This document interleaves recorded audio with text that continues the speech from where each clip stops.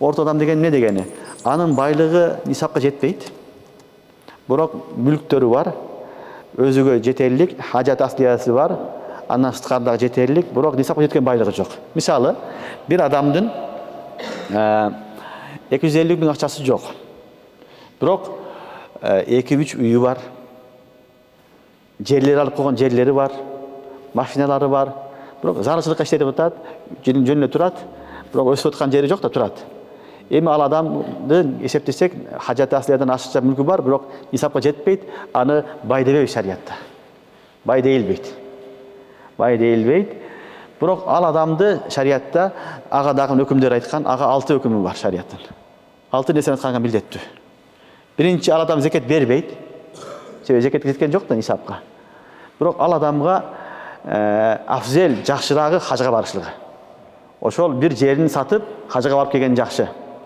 Качан акча болот деп күтө бербестен, ошо бир жерини, машинасыны, турган акча буюмдары бар да хажат аслиядан сырткары. Алар сатып барып келемсе, бул жакшыраак, бул афзел болот. Ага курбандык важип болот. Ага ордо фитр важип болот. Жакыр туугандардын карашылык да важип болот. Мына ушул 4 нерсе ага да важип болот, 3 нерсе, закеттен башка. Орто жашаган адамдарга бардыгы бул да важип болот. Зекет эле важип болбойт, калгандар важип болот. Хажга дагы барган афзел, жакшыраак. Жана ошол адамга зекет алганга болбойт. Жана суранганга да болбойт. Элден тилемчилик кылганга да болбойт. Муну биз нисабы гайры нами болгон адам дейбиз.